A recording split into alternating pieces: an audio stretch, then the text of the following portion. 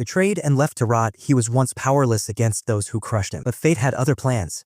After years of struggle, he has returned stronger, faster, and wielding an unstoppable skill that defies all limits. The ones who once mocked him now tremble at his name. Will he reclaim what was stolen from him? Or will his power reshape the very world that turned its back on him? Before going to start, please like and subscribe and comment below where are you watching from. The protagonist stared at the screen, relieved that the game had finally stopped glitching. The settings displayed Teculian von Greyhanjaklein, a powerful and notorious villain known for his ruthless nature and strong abilities. He was a named antagonist in the game, a mid-boss whose actions significantly shaped the storyline. In the game's final moments, Teculian stood tall despite being fatally wounded. A woman cold and unyielding had pierced his heart with a sword. Blood seeped from his chest, but he didn't show a hint of pain. Instead, with his last strength, he reached out, his fingers brushing against her cheek, leaving behind a streak of blood. His final words were bitter, cursing her even as he succumbed to death. The protagonist observed this scene, recalling that Teculian's death had been inevitable within the first few hours of gameplay. Normally, his role in the game allowed for various branching paths, but now, with his early death, things had taken an unexpected turn. The game had stopped malfunctioning, yet something felt different, something that would soon change everything. The servants in the Jaklein mansion sensed an unusual stillness in the air. It had been a week since their master shut himself in his room, a rare occurrence that made the maids uneasy. They whispered among themselves, wondering if something had happened between the lady and their master. The head maid dismissed their worries, but even she found the situation odd. As they discussed their master's strange behavior, the heavy sound of heels echoed through the hall, followed by the creaking of the front door. The maids quickly lined up, bowing their heads as a striking woman with short black hair stepped inside. Her presence was cold and commanding as she demanded to know where he was. Her arrival broke the week-long silence, leaving the servants anxious. They could tell something important was about to happen, but none dared to question her further. A tall man with an overwhelming presence stood before the crowd. His flawless formal attire and striking features made him impossible to ignore. Every movement he made carried an air of nobility, making him seem like the perfect example of dignity. However, not everyone saw him that way. A young woman clenched her fists tightly, struggling to control her anger. Her father had worked tirelessly, yet all his achievements had been stolen by this man, leaving him in ruin. The pain of that betrayal burned inside her, and the mere sight of him fueled her hatred even more. Despite the resentment directed at him, the man remained composed. He stepped onto the stage, his sharp gaze sweeping across the large audience. With a commanding presence, he began his lecture, his voice amplified by a crystal orb. The young woman could barely contain herself, her fury pushing her to the edge. But she knew now was not the right time. Even though she longed for revenge, she had to wait for the perfect moment. The protagonist urgently needed to find a bathroom, struggling to maintain composure despite the discomfort. As he walked through the hall, he encountered a woman with white hair and icy eyes, his fiancée. She stood firmly, her cold gaze filled with hostility. The protagonist greeted her, but her response was sharp. She reminded him of a promise he had made a week ago, one he had no memory of. When he tried to walk past her, she blocked his path, accusing him of breaking his word. He truly had no recollection, but explaining that would only worsen the situation. She pressed on, anger clear in her voice, demanding answers. Trapped in an awkward moment, he admitted he had been sick and couldn't remember. The tension between them grew, her icy stare unwavering, as he struggled to handle the confrontation while suppressing his urgent need to escape. The protagonist had just finished a lecture at Rodeo Hall, a large university building funded by a noble family. With most students away for vacation, the campus felt spacious and quiet. Curious, the protagonist decided to explore and eventually headed toward the Mage Tower, the most prestigious department of the university. While walking, the protagonist sensed someone following and briefly suspected an assassin. However, it turned out to be a nervous mage named Alan, who had been with him since the car ride. Alan awkwardly tried to make conversation, but the protagonist dismissed the small talk and continued toward the tower. Upon arrival, the high-tech gate of the Mage Tower automatically recognized the protagonist's identity, granting entry. Inside, many greeted him with respect as he made his way to the office.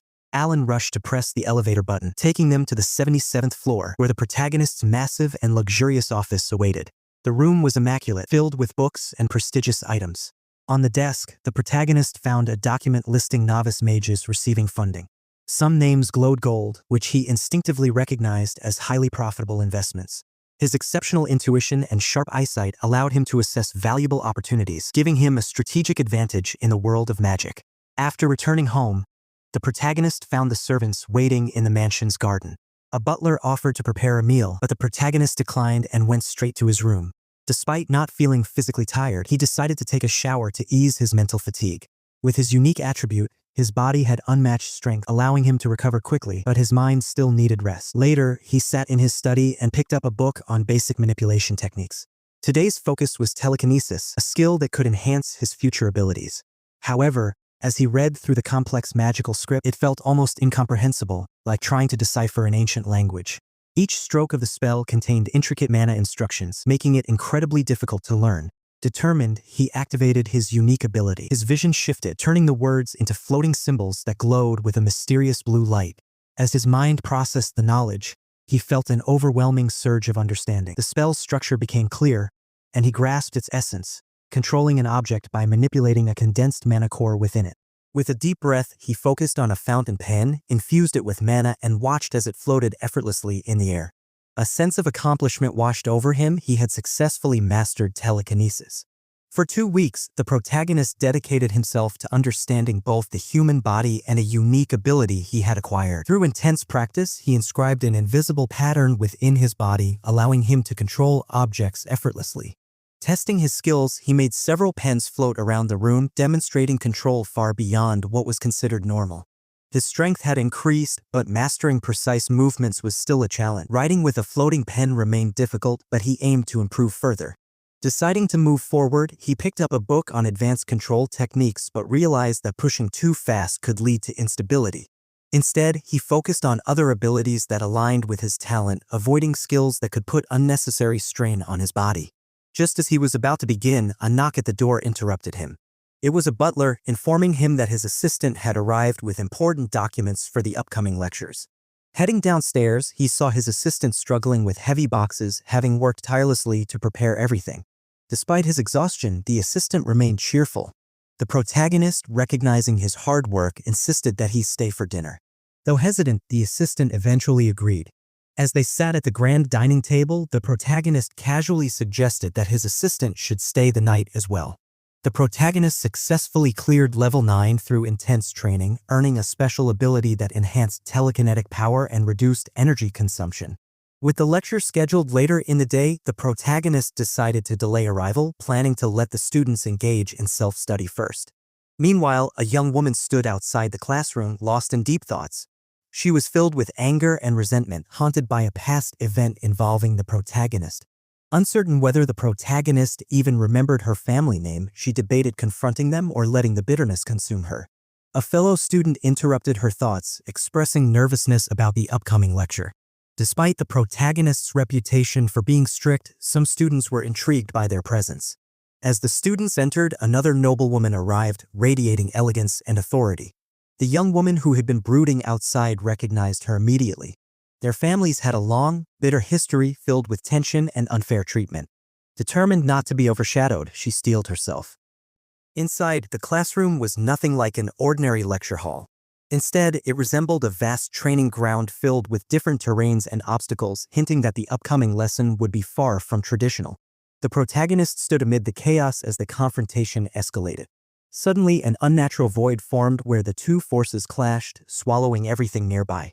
Panic spread as students realized the unstable energy would soon explode.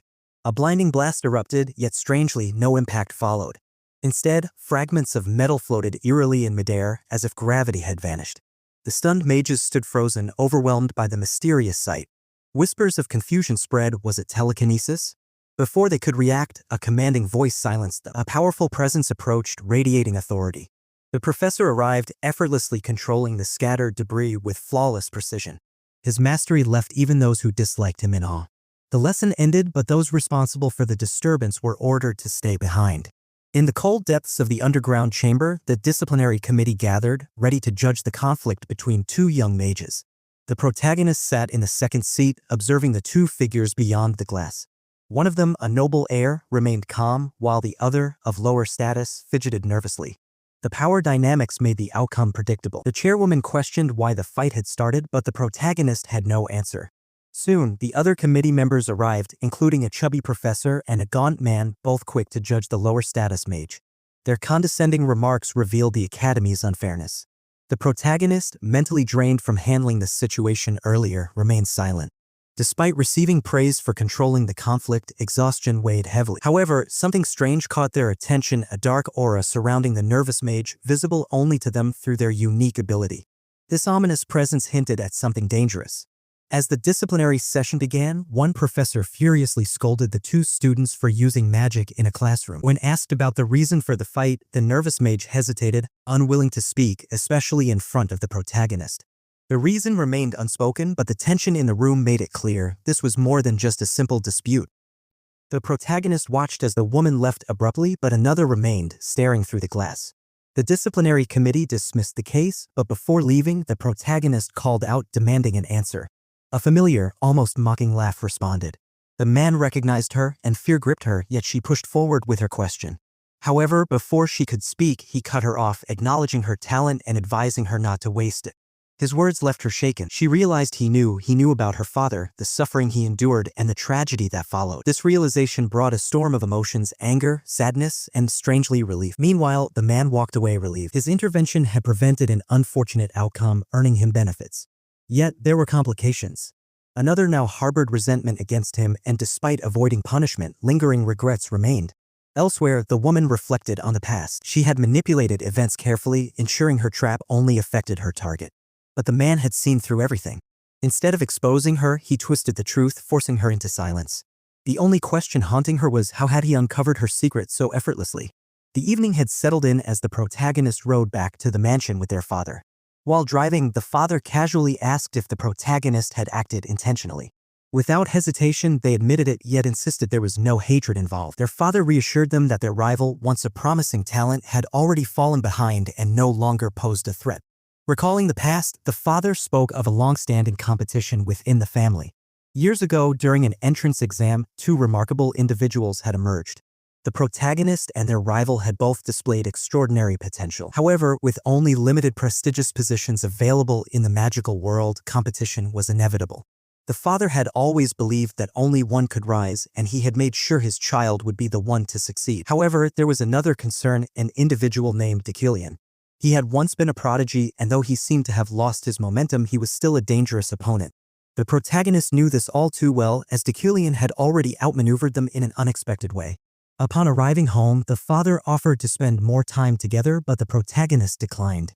Before leaving, the father reminded them that the entire family stood behind them and that they should never lose confidence.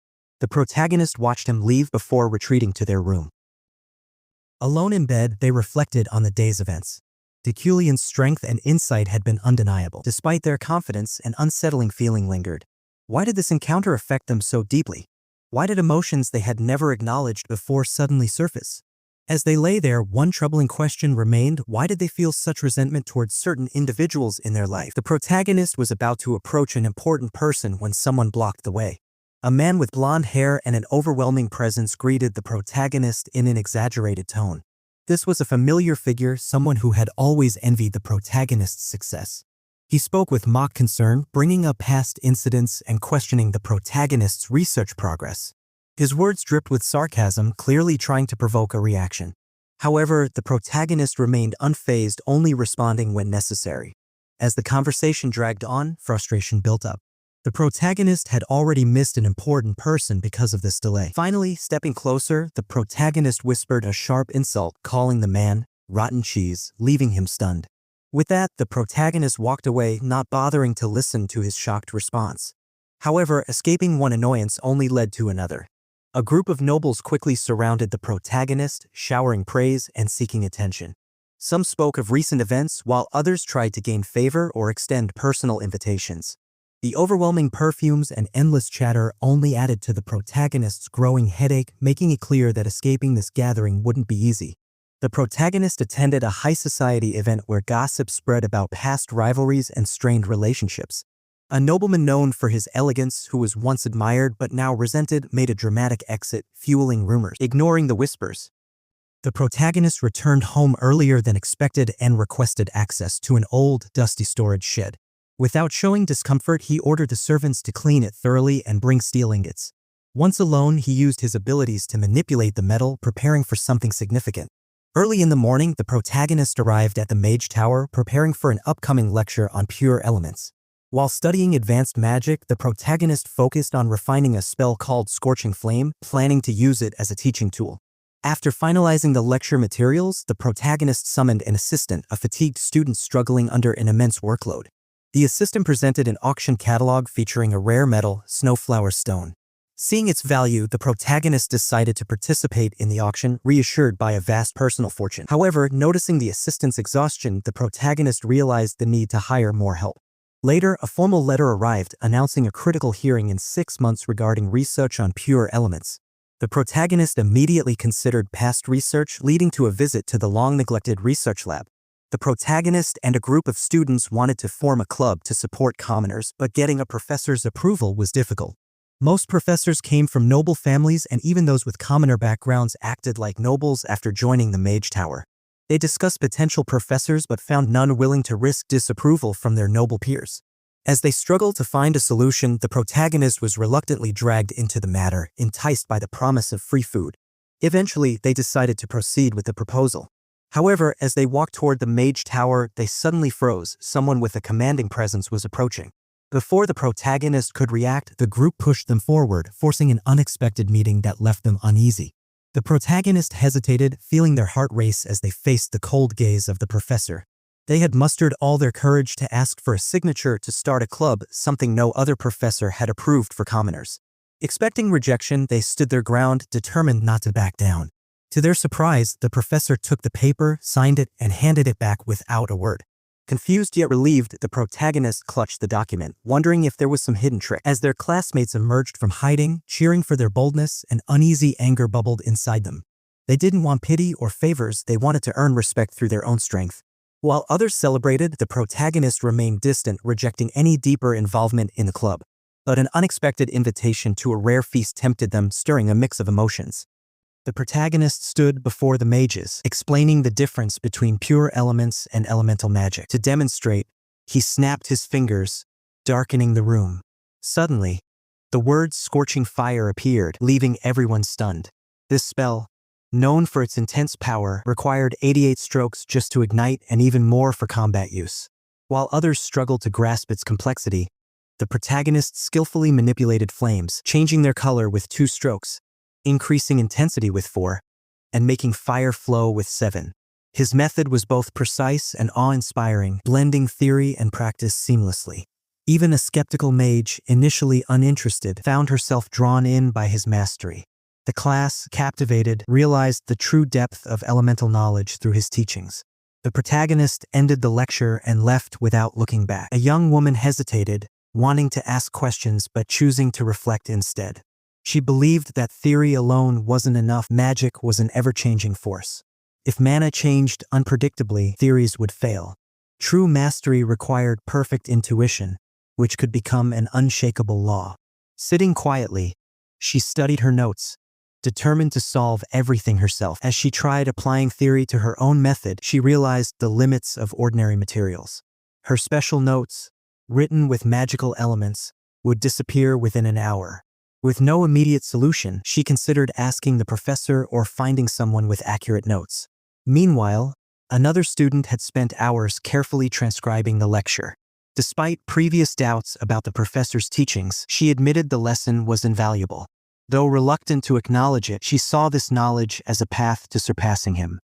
The protagonist received the sponsorship certificate and was stunned. Holding 100,000 elm felt unreal. She nervously tucked it away, fearing someone might try to steal it. Overwhelmed with emotions, she stopped in the street, tears streaming down her face.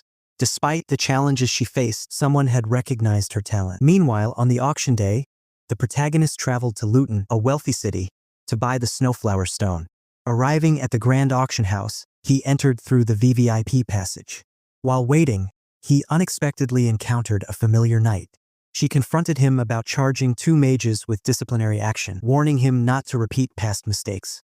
However, he remained firm in his decision, unwilling to change his course. Uriel, the acting lord of Hadecane Castle, received shocking news. Her brother, the protagonist, was at the auction house again. Last year, he had wasted a fortune, and now he was doing the same. Frustrated, she dismissed the butler and let her anger explode. Pouring herself a drink, she cursed him, struggling to understand his reckless actions. Despite her superior skills in administration and magic, the family's leadership remained in his hand. Her resentment ran deep. Their parents had chosen him too early, mistaking precocious talent for true genius. Though she convinced herself they regretted their decision, it was too late. He was the rightful head, and she had to accept it. Overwhelmed with emotions, she missed her parents, who had passed 7 years ago. As she drowned her sorrows in alcohol, her frustration only grew. She had once admired him, but now, all she felt was bitterness. The protagonist calmly acknowledged the applause as the auction continued. Confident in the value of the items, the protagonist placed high bids without hesitation. Rufern's ring, Lucho's scissors, an ancient rune necklace, and the dark bottom carpet were all secured at significant prices. With an innate talent for wealth, this was an investment worth making. Meanwhile, a woman observed in disbelief. She had always been frugal, unable to relate to such extravagance. She once tried to understand him, but their differences were too vast. Now, she focused on acquiring the snowflower stone, a rare material for crafting a powerful weapon, a necessary step in her journey as a knight. The protagonist sat in a high-stakes auction, observing a trembling noble beside him. Using his sharp financial sense, he had already secured 11 valuable items.